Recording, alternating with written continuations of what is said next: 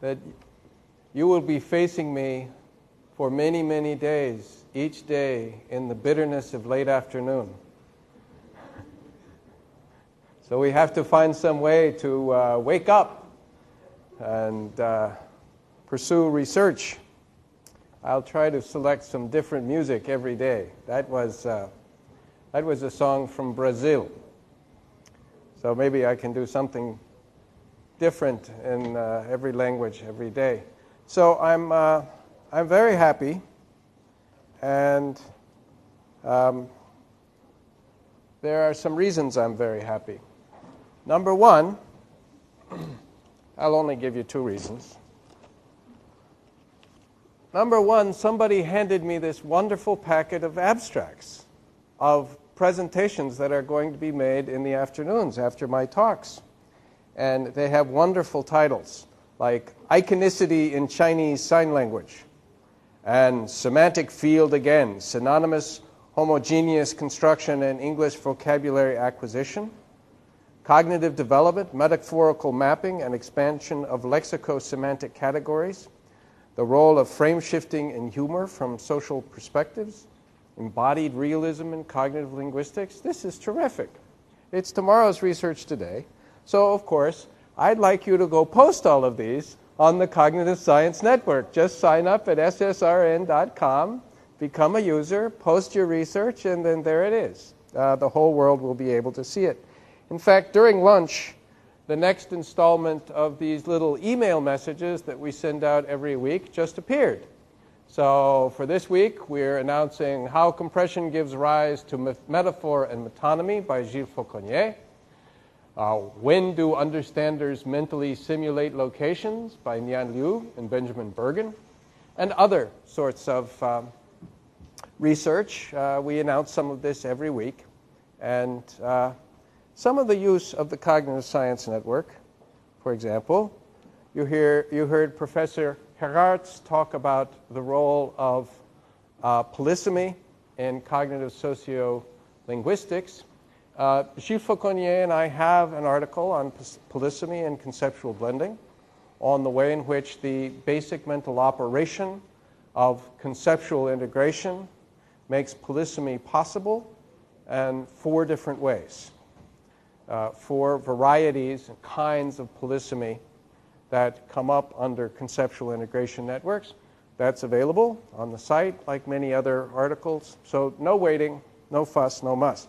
Now, the second reason that I am very, very happy is that I went to Sculpting in Time Cafe over next to Deep Tennis after lunch, and I asked for a latte, a cafe latte. And this is what they served me. This is a beautiful cafe latte that I had over in the cafe. And notice that they call this latte art, where you take coffee and you put milk in it, but you drizzle the milk in such a way as to paint the surface of the coffee. I just drank this. But before I drank it, I took a picture of it to show you. Because this is the kind of inventiveness that comes from the basic mental operations of creativity that human beings have. To take the surface of a coffee and to turn it into a canvas for art. It's very inventive. Cognitive linguistics, you recall, is a branch of cognitive science in which language is principally seen as a branch of human cognition. And as these lectures go on, we will pick up the pace and move faster and bring more and more technical features and aspects of language into analysis. But it's important here at the beginning to remember that these analyses are, for the most part, not specific to language. These mental operations are, for the most part, not restricted to language. They are basic mental operations that make many higher-order cognitive performances possible. And so we need to focus on the way in which these mental operations work generally, so that we can see how they work in language. There are many ways in which conceptual integration networks make language possible and make the production of language possible and make the change of language possible, and we'll be going through some of those. So let us pick up where we were, talking about conceptual integration. Remember, you saw that you can find some of it in this book. You don't know how many of you were here this morning. I think most of you were. I recognize faces. But you recall we talked about the man who is at a wedding party, engaged in the wedding party, but while he's at the wedding party, he is remembering the fact that 3 weeks ago he was diving with his girlfriend off Cabo San Lucas. And it is a major scientific question in cognitive science why evolution has not stopped us from developing the ability to think of two things simultaneously when they're incompatible and where one of them is not serving present action and in fact goes against present action. Is there not a danger that we would get confused? Is there not a danger that we would make mistakes in action? Why do we have this ability? And I mentioned Glenberg's analysis of this problem and a Terry Deacon's project to try to work on how it is that the inhibition of thinking about what is not relevant might have gotten lifted evolutionarily. The disinhibition of activating rival concepts. The brain is all about activation, as we saw in that quotation from Sherrington about the brain as an enchanted loom. I very often show a picture of a brain, and I'll show you one tomorrow and the next day. And it's easy in looking at that brain to think, there's the brain, and that is thought. But no, that brain is dead. That brain is not good for thought at all. What matters is what's active in the brain. And activation varies. We tend to think of our concepts and our abilities as things that are always there and that are always ready, but not so.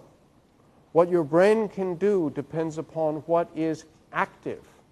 And it's a real question why you should have the kind of brain that can activate things multiply and simultaneously. And I will talk about that as we go along.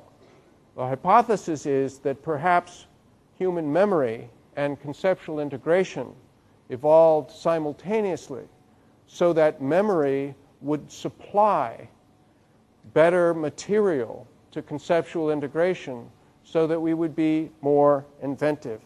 So anyway, there's the man at the wedding party. He's thinking about diving with his girlfriend off Cabo San Lucas, but she's not here at the wedding party.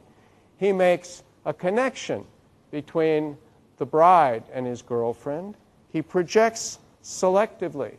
Notice the girlfriend is not here at the wedding, but she is projected into the blend. And he is now mentally running a simulation. It is a blended simulation.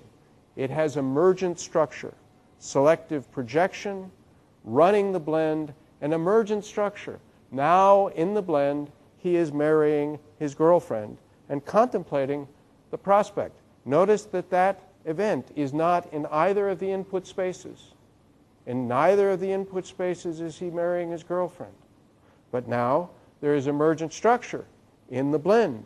In the blend, he's contemplating marrying his girlfriend, in fact, right here. Conceptual integration is an operation. It is not a diagram. There are no circles and arrows in the brain. And certainly, conceptual integration does not look like this fetish four-space diagram that I am putting up here. This is just something I can point to. Conceptual integration always has a network of mental spaces that need to be connected in order to be creative. There are always input spaces, vital relation connections between them. Cannot start blending without some kind of connection between some kind of conceptual link. We call them vital relations for the most part, between input spaces. More can develop. Indeed, that's one of the virtues of conceptual integration. Projection to the blend that is selective, not cut and paste, and the emergence of structure in the blend that is not contained in either of the input spaces, like the wedding to the girlfriend, right? The purpose of a conceptual integration network is not to create a blend that eliminates the network. On the contrary, often the purpose of the blend is to make it possible for us to command a network, to grasp and hold on to a network that otherwise would be too large and strange and alien for us to understand with our human brains.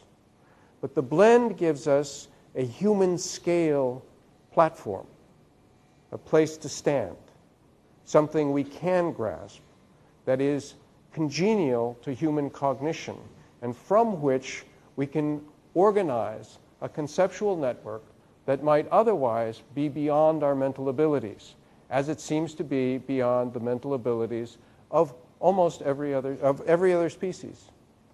Now, I gave you the riddle of the Buddhist monk, and I asked you to solve the riddle. Buddhist monk begins at dawn one day, walking up a mountain, reaches the top at sunset, meditates at the top overnight until at dawn he begins to walk back to the foot of the mountain, which he reaches at sunset. Make no assumptions about his starting or stopping or about his pace during the trips.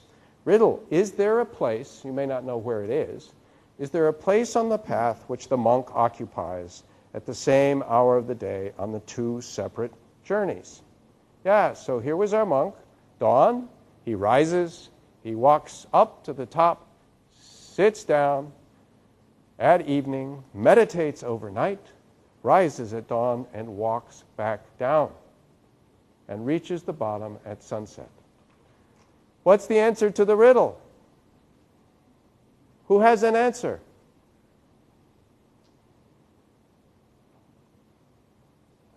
Who has an answer? Is it true? Is there a place that the monk occupies on the same hour of the day on the two successive days? Now, you should not feel embarrassed. I must tell you that I have given this riddle to many physicists and mathematicians. And the first thing all the mathematicians say is, that's the fixed point theorem. It isn't. But this can be a hard problem. There's an answer in the back, yes? Assuming that it would be the distance. Okay.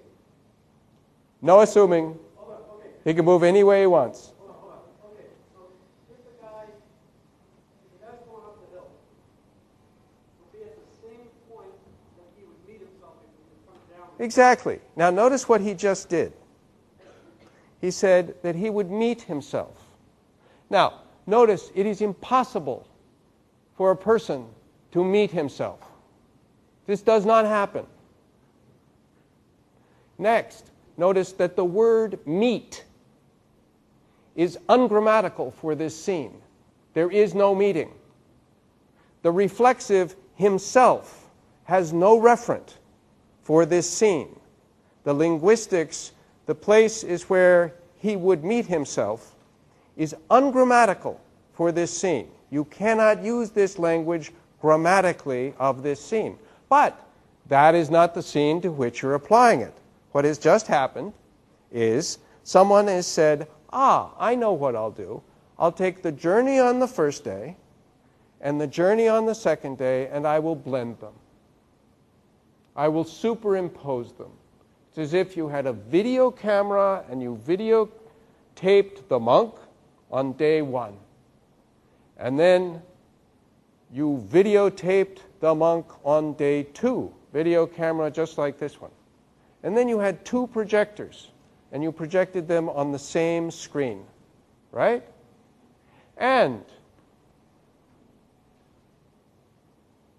it's dawn. There are two monks on the screen. And they have to cross somewhere.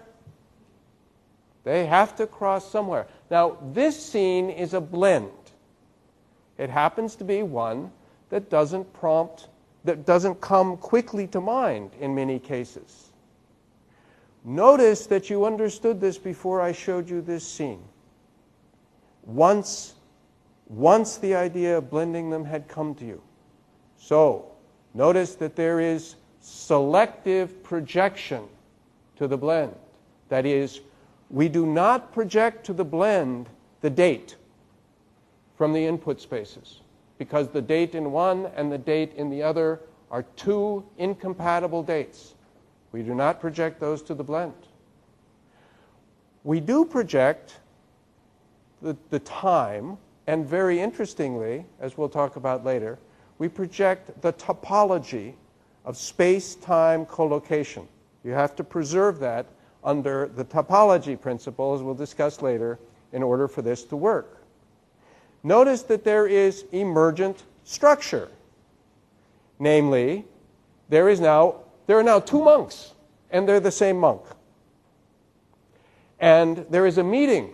There was no meeting in the original scene, but now that you have blended them, there is emergent structure. There is a meeting, because you know that when two people are approaching each other on a path and they go to opposite terminals of the path, you know they have to meet. That's a common human frame you have of interaction. And you can use that blend to understand this network of the monk's movement. And you didn't quite see, many of you, that there would be a place on the path here that had identity to the place on the path here. And the time that the monk is at this place is the same time as the monk is at this place, because you were working in a big network. But once it was blended to something that you're very good at grasping, you understood it immediately. Immediately. You have never seen a person meeting himself. Now, why can you do this thing that you have never seen before? It is not because you have a genetic module for understanding monks meeting themselves. It's because you have a mental operation of blending. And this is not even a double scope blend. This is a mirror network, which I'll discuss in a minute. Now, once you see this, you realize that the selection projection is in fact really selective. What would happen? What would happen to you if you were walking along a path and suddenly you saw yourself coming at yourself? What would you do? Yeah, notice that in the blend, the monks don't even notice that they're meeting, right? Right? If you saw yourself approaching yourself, you'd probably say, "Ah!" and run in the other direction, or "What is going on?" or, right? But no, the awareness of the other monk as such, and that it is the same, that the two people are the same person, does not get projected to the blend. You keep that out. Moreover, you do not derive from this various kinds of inferences. You do not say, "Oh, I see now.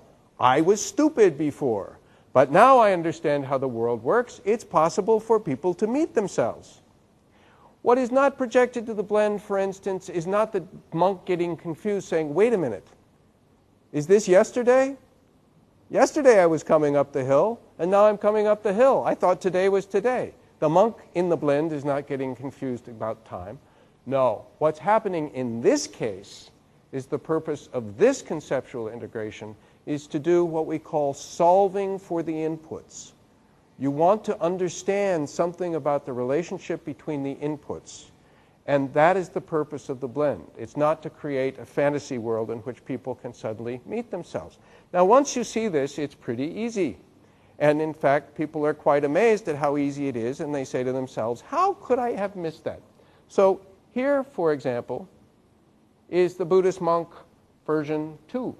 Now he moves at a different pace, very slowly at the beginning, and then he races up the hill and sits down, meditates overnight, rises at dawn, and goes back down with a different speed, right? But that's no problem, because he gets back down to the bottom, and if you blend them again, now with their different speeds, now last time he met above this cusp. This time he meets below this cusp, right? And you can even make kind of extreme examples here. He races up and then goes very slowly at the top because he's tired, and sits down and meditates overnight, gets up at dawn, goes down very slowly because he wants to see the view, beautiful view from the mountaintop, has to race back down in order to get back to the temple in time for dinner. Okay? And if you blend those, now he meets way up there, see? But the point is he has to meet somewhere. Because once you recognize that when you put these together, you have two people approaching each other on a path, they have to meet.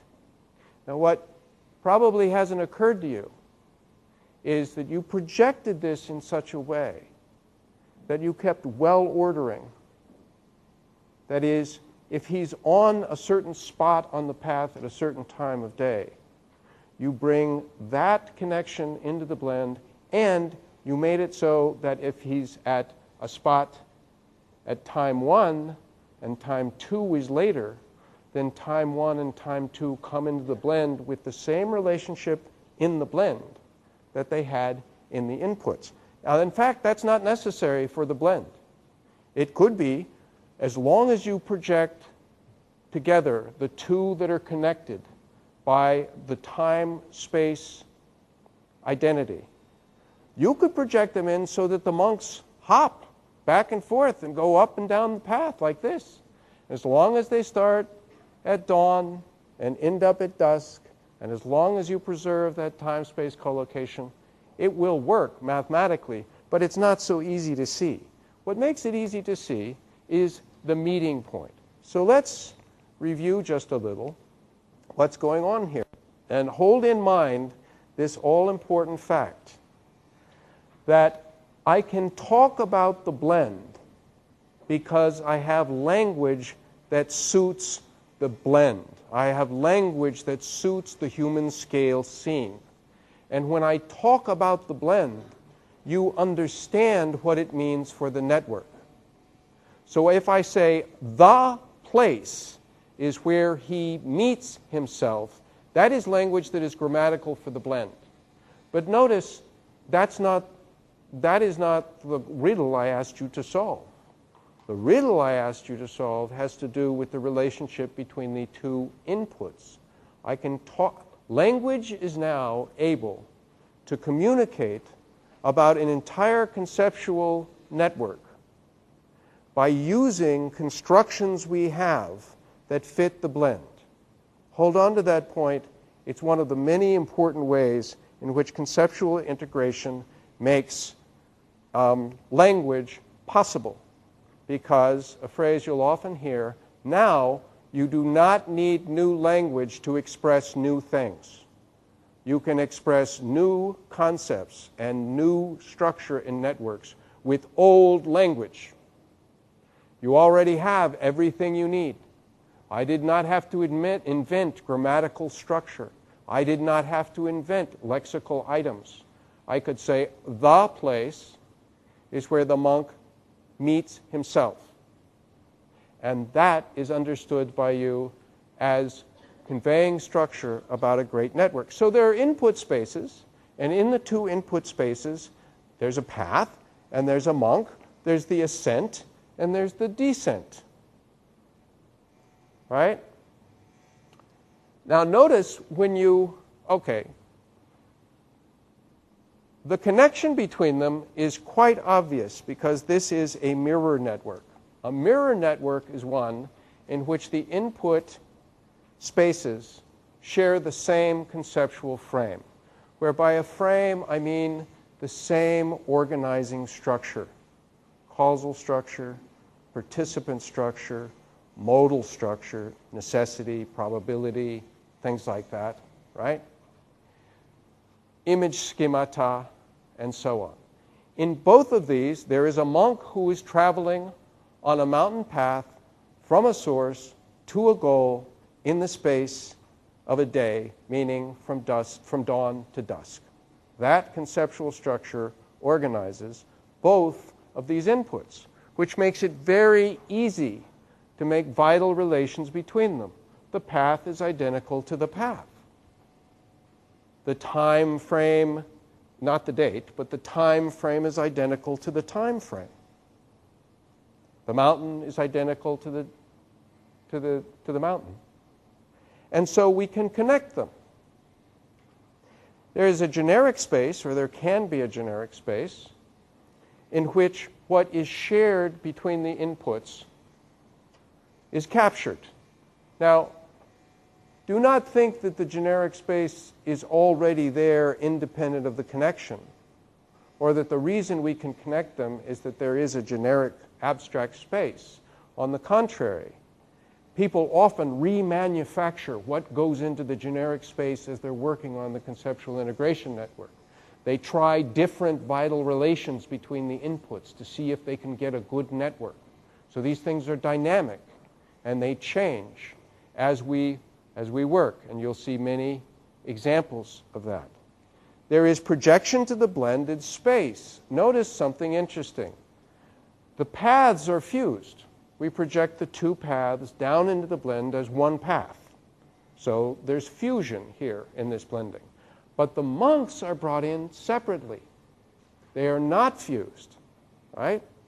The projection is selective.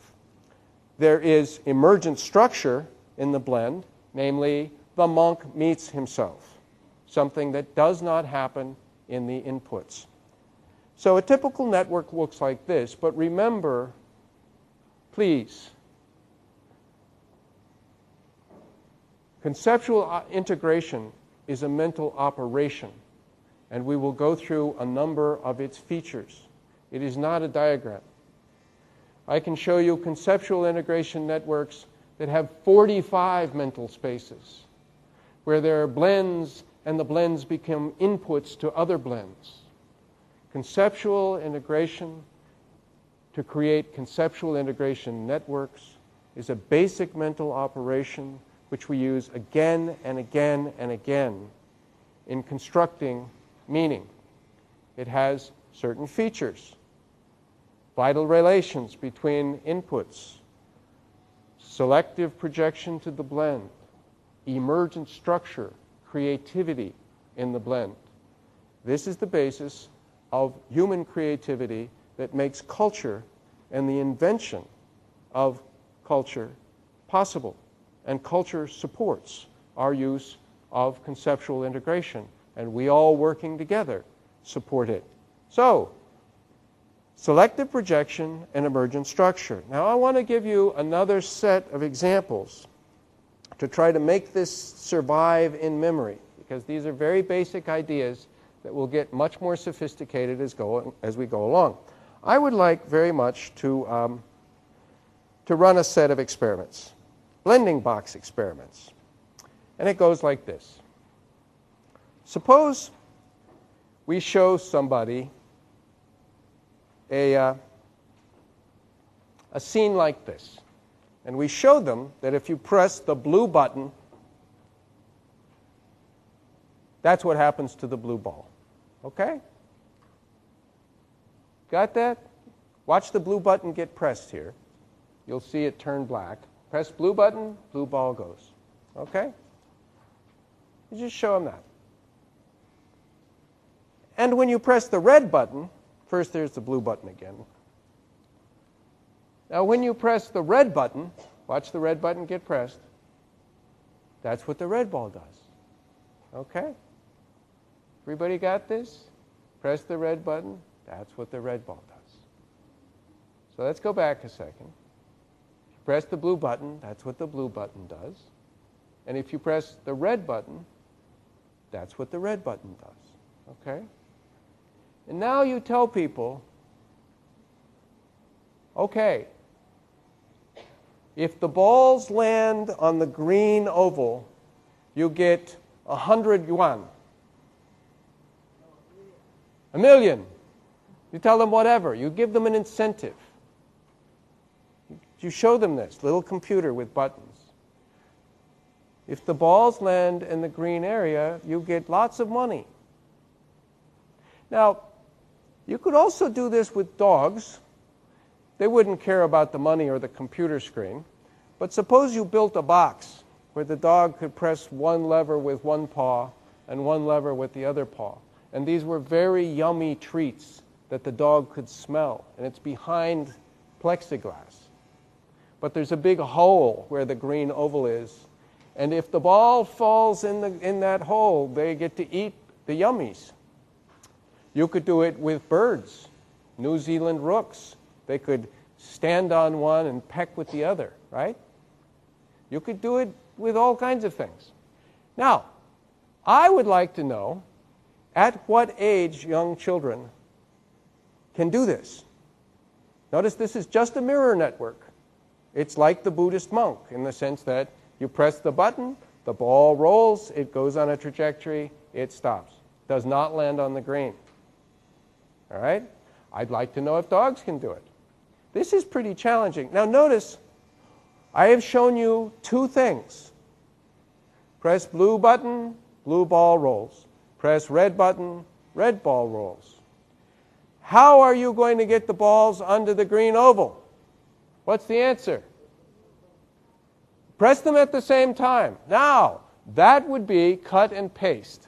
And if you press them at the same time, and we have to be careful of that because it's very easy for children, the body is bilaterally symmetric. So it's very easy to do things at the same time on both sides of the body. So if you just flapped your hands down, that's what you'd get. No good. They don't land on the green. Notice that is a cut and paste version of the two inputs. If you take everything from one and everything from the other and you put them together, no solution. So what's the solution? Not you this time, somebody else. Come on. What do you do? I'll show you this again. Right? No good. What do you have to do? No, somebody else. Come on, be brave. Yes, first the red one, then the blue one. Now notice that's selective projection. You're going to have to not hit the two buttons at the same time. You're going to have to hit the red one so it sort of rolls down and then hit the blue one so that the blue one will come and hit it. Notice you have not seen that. Right? You're thinking it. You can come up with solutions that you have never seen. And you can do this not because there's a genetic module for pressing buttons in a blending box. Nobody's ever seen this before. Yes, what you could do is something like, not that, but watch the red one first. Yes. Now that's magic. All right? It seems like nothing. And the reason it seems like nothing is human beings are blenders. This is what you do. You can put things together selectively, imagine a simulation, not bring in certain kinds of things. Notice the trajectories of the balls are not brought in. The timing is adjusted. It's projected in a certain way. And you get emergent structure. Namely, the balls bump into each other, and it lands on the screen, and you get 1,000,000 yuan. Or if you're a dog, you get the yummy treat. Or if you're a bird, you get whatever you like. Right? This is actually extremely inventive, extremely creative, but it's what we can do all the time. And I'll show you more. Notice again that there's selective projection and emergent structure. Now remember this morning I said that human beings are not like other species. They can conceive of things that run way beyond human scale. Beyond local time, beyond local space, beyond just the few agents that you see right here in the situation in which you're interacting. So I'll give you an example. Again, so far we're just working with mirror networks. We have not gotten up to a double scope network in these little examples. So there was a man, Hikam El-Garouche, and in 1996 he set the world record in the mile. Okay? He ran the mile the fastest. Hikam El-Garouche. And the New York Times wanted to convey what his accomplishment consisted of. So they gave this graphic. And these people, by the way, it's of course already blending, that you can look at these little black lines and regard them as a representation of a race. Nobody's running. And I can say, these people, and you're not bothered, because in the blend, they're people. You're not deluded, but in the blend, they're people. We'll get to that. Just for now, these people are the fastest milers from each of the preceding 6 decades, except for Roger Bannister and Herb Elliott. They're both from the 1950s, and they had to put Roger Bannister in because he was the first person, I think, who broke the 4-minute mile or something. He's just very, very famous. So here's Hikam El-Garouche from 1996, Stephen Cram from 1985, Sebastian Coe from 1979. And what they have done is placed these little symbols of the runners on the track where they would have been if they had run against Hikam El-Garouche. Of course, this takes some computation. I've worked it out. They took the time of the runner for the mile and assumed that the runner was running at a constant speed. And that's how they figured out where to place them. Of course, milers don't do that. So this is quite inaccurate in that way. Now you understand, because of this blend, the accomplishment of Hikam El-Garouche and how fast he is. It is a mythic race. Notice you're not deluded. You don't think that Roger Bannister ran against Hikam El-Garouche, right? They're 40 years apart, 45 years apart, right? Now I can say, now I have language for this blend. I can say, oh, Hikam El-Garouche was really wonderful. He defeated Roger Bannister by 120 yards. Now, that language is grammatical for the blend. It is not true of the inputs. Hikam El-Garouche and Roger Bannister never competed against each other. Where is this 120 yards? It's only in the blend. Moreover, Hikam El-Garouche never defeated Roger Bannister. He never defeated any of these people in the inputs. But in the blend, he defeats them. Okay, so let's look a little bit at this selective projection. It's a mirror network. And mirror networks come up all the time. It's a mirror network because each of the input spaces, and there are 6 of them, have the same frame. It's a race in the mile. And one person is taken from each of those inputs. Now notice, in each of those inputs, the person is not just the winner. The person is the world record holder when they cross the line. Each of these is a world record in the mile. But now, Hikam El-Garouche gets projected down into the winner in this frame. And luckily, there are these other roles for projecting these people. And they come into the blend as losers. Up here, they're winners and world record holders. Down in the blend, they're losers. That is emergent structure. All of this is emergent structure, and we have language for referring to the blend that lets you understand the cross-time, complicated network, the relationship across all of these people.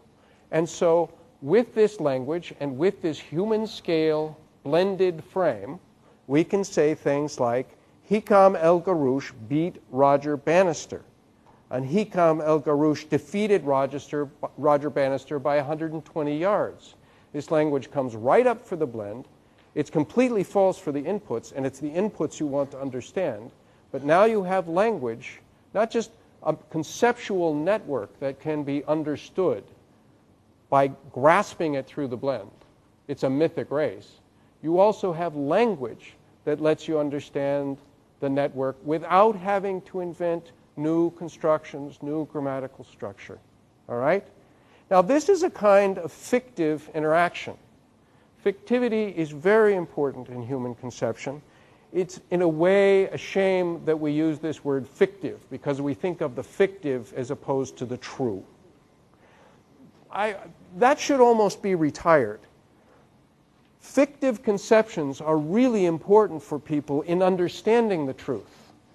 They may be fictive in part of the network, but they help you grasp the truth that runs across the network. These people on this track never actually interacted with each other, but you are built to understand human interaction. That's what you're built for, to understand human interaction with a few agents. Construct a blend that has fictive interaction, and you can understand it. And that lets you understand the network. There are many different kinds of fictive interaction. In fact, by the way, this is a bunch of references to work by Ana Margarita Abrantes and Esther Pascual, who've worked on fictive interaction in legal discourse and trials, in theatricality and everyday life, and so on. We very frequently understand what's going on in the outer space network by a kind of fictive interaction, or by fictivity in general. So the Buddhist monk, interestingly, is fictive interaction, right? In the blend, there's an interaction between two people. There was no interaction in the input spaces. But that interaction gives us a human scale frame. Now here is another fictive interaction. The philosopher says, it's a modern philosopher who's teaching a class. And he says, I claim that reason is a self-developing capacity. Kant disagrees with me on this point. He says it's innate, but I answer that that's begging the question, to which he counters, in Critique of Pure Reason, that only innate ideas have power. But I say to that, what about neuronal group selection? And he gives no answer. Now I'm pushing it a little at the end there, because of course Kant did not know about neuronal group selection, right? The important thing is, there's no Kant in the classroom when the modern philosopher is talking. Kant is dead. He's not there. Now, one of the problems I have in talking about conceptual integration is I need people to see what's going on. So I give spectacular pyrotechnic examples, like the Buddhist monk and the mythic race. And it is misleading, because when you look at those, it's easy to think, oh, I see, conceptual integration is a goofy thing that happens on Saturday morning cartoons and in wild stories. No, these are just the ones you can see. Notice that this way of talking about disagreeing with a philosopher, this is just the normal way to talk about it. As far as I can tell, when philosophers talk about the way they study and what they think in relation to how previous thinkers have worked on the problem, the basic language that they use is this. This does not look exotic or bizarre to us at all. We say Kant disagrees with me. Now, of course, Kant was dead before the philosopher was born. Kant cannot disagree with this man. And you know that. But in the blend, there's Kant and the modern philosopher, and they're having a debate. In fact, Mortimer Adler wrote an introduction to the great books in which he called it the Great Conversation. Right?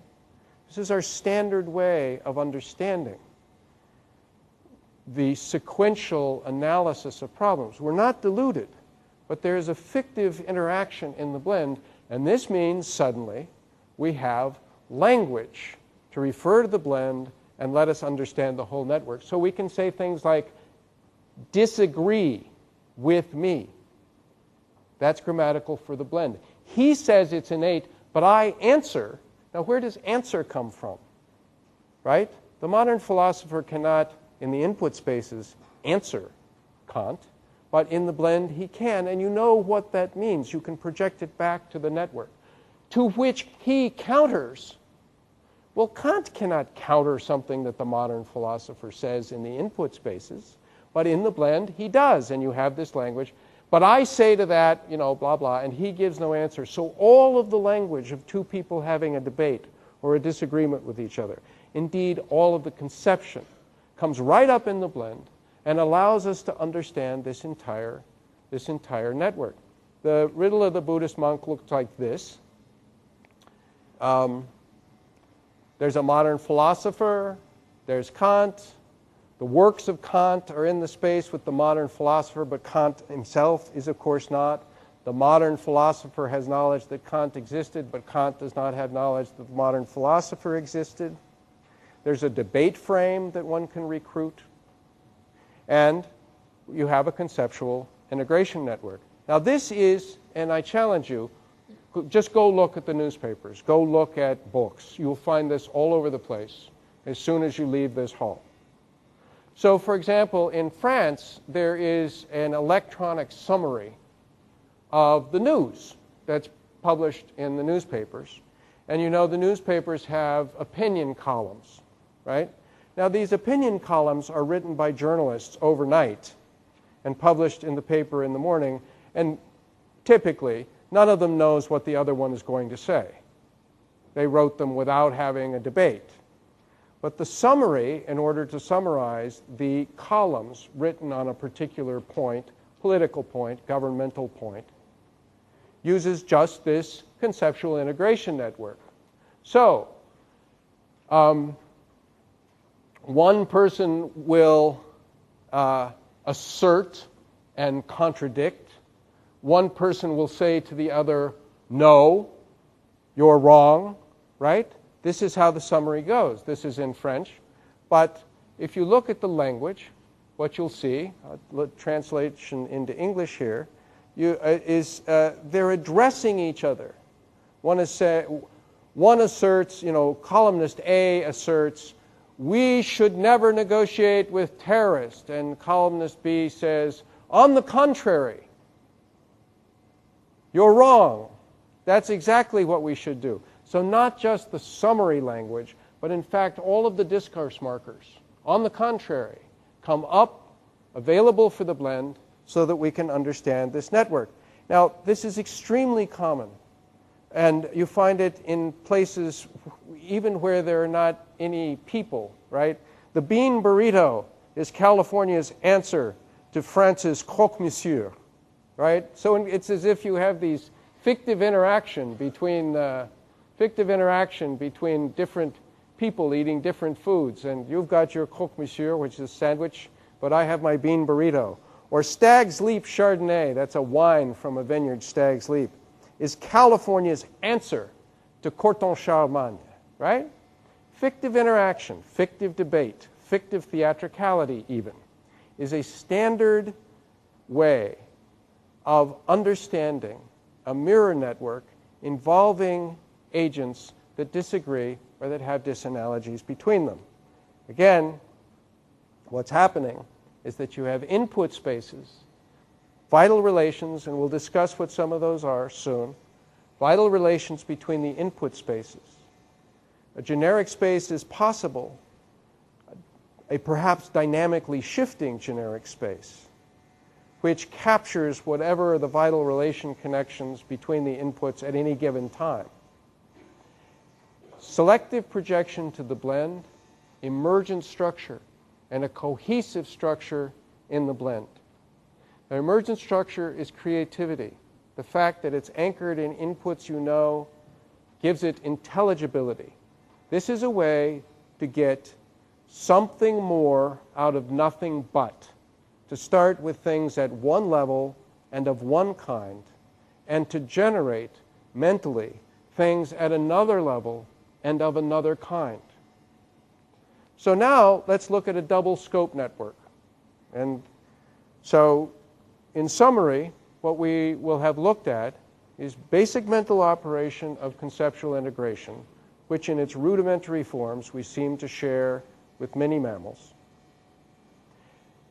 The way in which it connects mental spaces, projects selectively to a new conception, which is a blend, where there is emergent structure. And we'll talk about the many different purposes here. And some of the things we've seen are that this allows us, or seen, some of the things we've suggested and that we'll be exploring, is that this allows us to understand mental networks that otherwise would be beyond our grasp, that otherwise would be beyond the scale of what we're built for. This allows us to understand what we are not built to understand, except that we have this ability. And it also allows us, as we'll explore, to take a relatively small, grammatical structure is very complicated, but it's nothing compared to conceptual structure, to take a relatively small set of form-meaning pairs and to use them equipotentially to talk about anything. So now we're going to look at a double scope network. Remember I said a mirror network connects inputs that share a frame. Well, a double scope network is when the inputs have conflicting organizing frames. Organizing frames that conflict on central organizational structure, causality, participant structure, modality, things like that. So you would think that having two things that do not go together, they should never be put together, you should never confuse them, would stop you cold. And indeed, this seems to be what stops anything in this world. Whatever Harold draws is real. So he wants to go for a walk. Well, he needs light to go for a walk, so he draws a moon. And so he has light. And the moon stays with him. And he needs a road, and so, as it says, remember this is a book for 3-year-olds. He made a long, straight path so he wouldn't get lost. And he set off on his walk, taking his big purple crayon with him. Okay? So what he draws is real. Now, what's going on here? Well, let's take the moon. You know that the moon gives light, and when you walk, because it's so high, it sort of seems to stay with you, or you don't get away from the moon. Right? You know the moon is not created by human beings. It's certainly not created by drawing.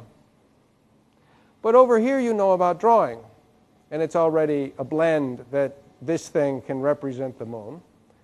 But you know about drawing. You know that you can make a sketch that does come into creation, into existence, because a human being made it, but it doesn't give light.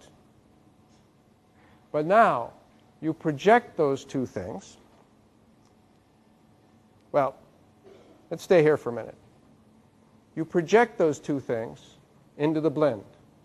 And now you have a moon that can be drawn, but it gives light and stays with you. Now this is something you have never, ever seen. It's brand new. Nobody taught it to you. You haven't learned it. You can't produce it because it was in your social environment. But you have no trouble putting it together, and it's not because you've got a genetic module for understanding that drawn moons give light. Because they don't. It's false. You should not have this. But here you have a world with a completely different physics. You have no trouble, and the 3-year-olds have no trouble understanding it either. So Harold goes on his big walk. He has a lot of fun. But like all 3-year-olds who've had an adventure, he gets a little nervous and wants to get home, but he can't get home. He needs some food, so he draws a tree, he eats the apple, but he doesn't want to leave all this fruit, so he draws a dragon to defend the apples, but then he gets afraid of the dragon, and so he's backing up, but his hand is shaking, and so that's water, and he falls in it. And he has to come up and draw a boat. He's a very inventive little 3-year-old. Children have no trouble understanding this, but finally he wants to get home and go to bed. This is another blend. It's important. I call it the parent blend. All parents want their children to go to bed. And you want the child you're reading to blend himself or herself with Harold. Harold wants to go to bed. You want the child to go to bed. This is another blend, right? All these books end up with kids going to bed. It's because you want this one to go to bed. And you don't just want them to understand this one, you want them to make a blend. Okay, he wants to go home. Can't get home. Doesn't know how to get home.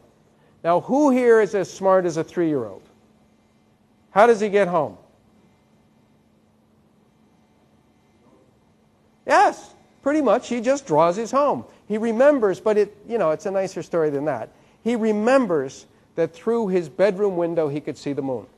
He's got the moon, and he's got the purple crayon, so he draws his bedroom window, and ipso facto, presto changeo, he is home.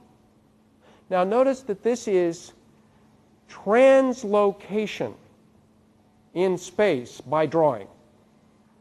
This is a physics you've never seen. It is an emergent physics. It is a creative physics. It is an innovative physics.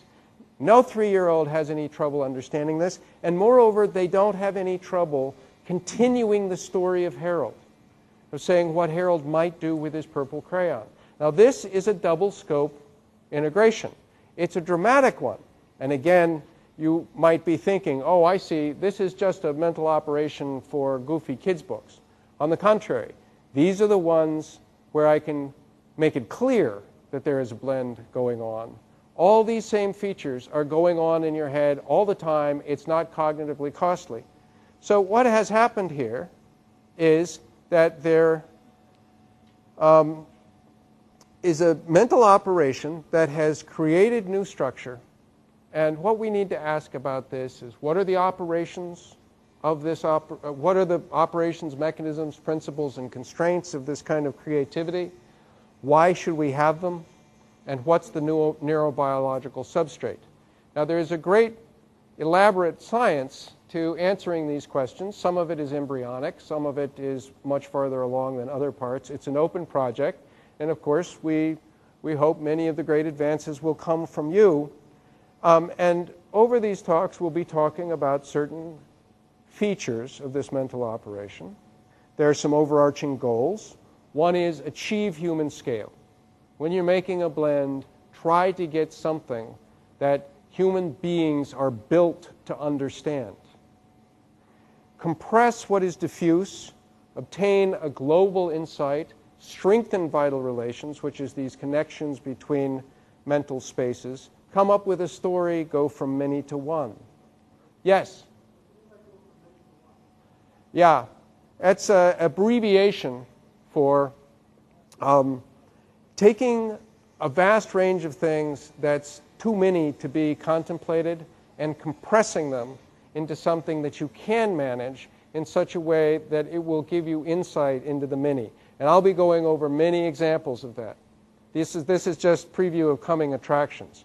There are constitutive principles, matching, that all blending has. Matching and counterpart connections, generic spaces, blending, emergent meaning.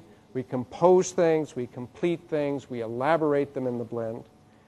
There's a range of vital relations that we will be going over. There are things like change, identity, time, space, cause-effect, part-whole, representation, role connectors, analogy. So for example, just to give you a taste, between the moon and the drawing of the moon, there's a representation link and an analogy link, because the drawing of the moon has a topological analogy to the shape that you see in the moon. This is extremely common, to take a representation link that also has an analogy link and to compress them into an identity in the blend. Disanalogy property, there are governing principles for compression. This is the many to one, but how you take something that's diffuse and compress it into something that you can understand without losing the network. Borrowing for compression. Now, I'm not going to go through these, because we'll be looking at these again and again and again. Many different kinds of compression, many kinds of results from compression. There are networks of compressions and conceptual blending that we find again and again and again. Here's one, here's another. You don't need to grasp these yet. We'll be looking at examples and I'll call them up. Plenty of governing principles. These are sort of optimality constraints. They can compete with each other. The topology principle. So for example, the Buddhist monk would not work if you did not give top priority to the topology principle. You have to keep the space-time relationships in the inputs identical as you project them down into the blend. If you don't do that, you don't solve the riddle. But there are others, pattern completion, web, unpacking, and each of these has a definition that we can go through and that we will over the coming days. There are different kinds of networks. Now, again, I'm doing this pedagogically and trying to lay this out. Conceptual integration is an operation that has principles. It works over all conceptual spaces. We have not found a conceptual domain in which it does not work and does not work according to the same principles. You can have a conceptual integration network that has lots and lots of spaces that cascade. Some become inactive, you recover them later, and so on. So when I just show you these 4 spaces, or I tell you there are certain kinds of networks, these are just cognitive reference points. It's like 10 is a cognitive reference point for numbers, but there's an uncountable infinity of numbers on the real line. These are just highlights. These are things that come up again and again and again. Simplex networks, mirror networks, single scope networks, and double scope networks, and I'll be picking out some of those.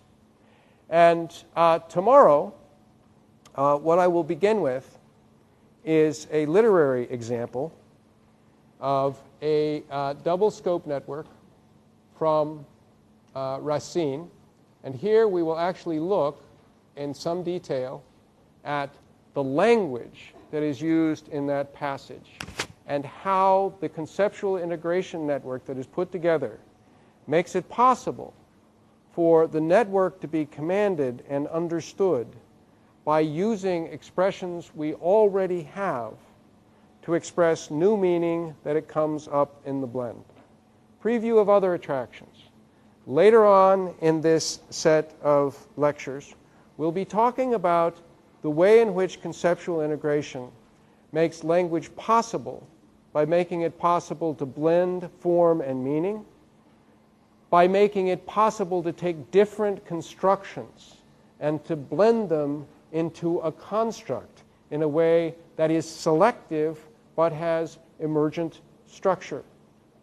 That makes it also possible to solve the central problem in the development of a language, which is how to use a relatively limited number of constructions with equipotentiality so you can talk about anything that you want to talk about.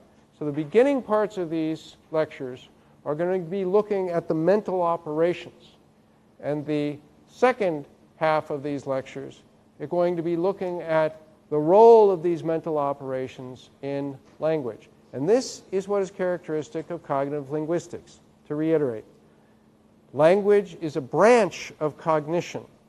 And if we want to understand language, we need to look at the way in which human higher order cognition makes it possible for language to come into existence and to operate. This is not to say that any one of these abilities, art, music, dance, social cognition, might not develop some structure that's more particular to that particular domain. But to cap off the evolutionary story, I'm in a minority here. Most evolutionary stories about how human beings became what they are, how you, just another great ape, with the common mammalian brain and the common primate brain, can do all these spectacular things, begin with the idea that one of these abilities was all important. And you developed that, and it made it possible for you to do the others. So a very common one is tool use. Human beings use tools. They use tools to make tools. You developed the ability to make tools. This gave you the neurobiological computational power to do other things. And so suddenly you could have syntax. Or the manipulation of the hand and the opposable thumb. Wow, what a fascinating thing that calls for an awful lot of neurobiological anatomy. And once you got that, well, then you had the right kind of neurobiological patterns to be able to do other things. Or social cognition. Yes, we learned how to coordinate with others and Machiavellian intelligence. And once we had social cognition, well, then the other things just came along. Another one is, of course, language.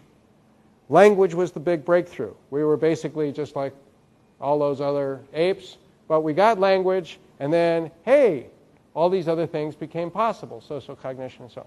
No, the point that I am making, and I'm in a minority here, this is an assertion, this is controversial, is that no one of these abilities came first. No one of these abilities ran up to perfection and maturity and then made the others possible. On the contrary, it's not any one of these abilities, but something behind them. The ability to make integrating networks of a slightly higher kind than any other species could make. And once we had that advance in mental operation, then all of these other things become possible, partly because they can come up together. They can feed off each other and bootstrap each other. Remember, they're a Cub Scout pack. The cub makes the pack go, and the pack helps the Cub Scout grow. So we're starting with the mental operations, because that, I think, is where this story starts. And we will continue to advance into the structure, function, and development of language phylogenetically and ontogenetically. Thank you.